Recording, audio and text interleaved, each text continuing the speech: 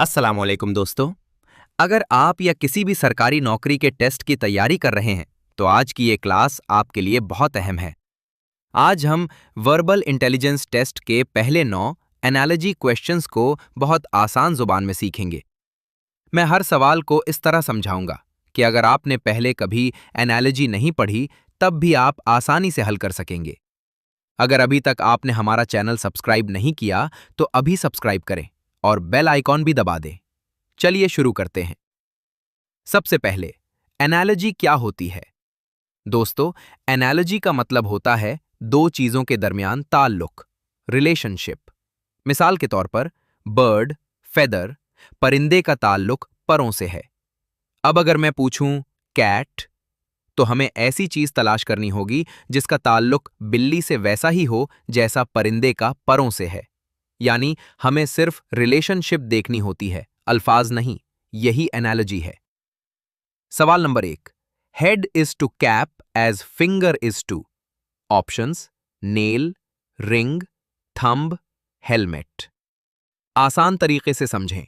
Cap कहां पहनी जाती है? हेड पर। अब फिंगर पर क्या पहना जाता है? Ring.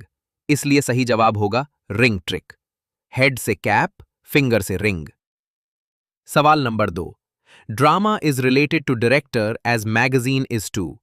Options printer, publisher, editor, reader.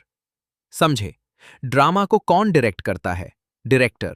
Magazine को कौन एडिट करता है? एडिटर। इसलिए सही जवाब एडिटर। सवाल number 3, water is related to dam as trade is to. Options money, commerce, goods, confidence. समझे, डैम पानी से मुताल्लिक होता है, इसी तरह ट्रेड का असल ताल्लुक कॉमर्स से होता है, लिहाजा जवाब कॉमर्स।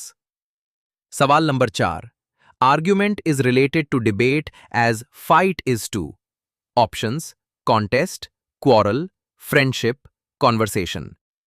समझे, डिबेट में आर्ग्यूमेंट होते हैं, इसी तरह फाइट को क्वारल भी कहते हैं, सही जवाब क्वारल। सवाल number 5, bird is to feather as cat is to.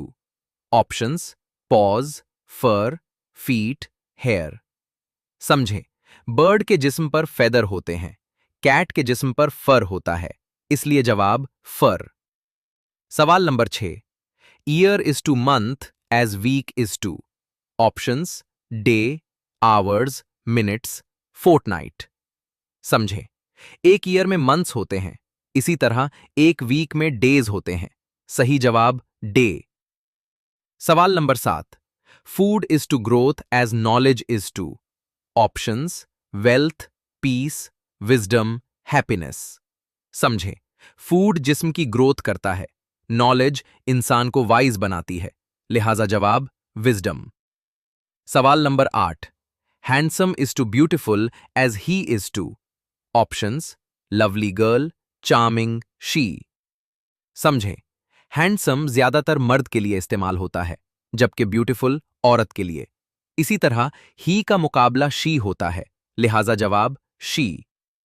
सवाल number 9, success is related to hard work as failure is to. Options industry, roaming, laziness, waste of time. समझे, हार्ड वर्क कामयाबी दिलाती है, इसी तरह लेजीनेस नाकामी की वजह बनती है, लिहाजा जवाब लेजीनेस।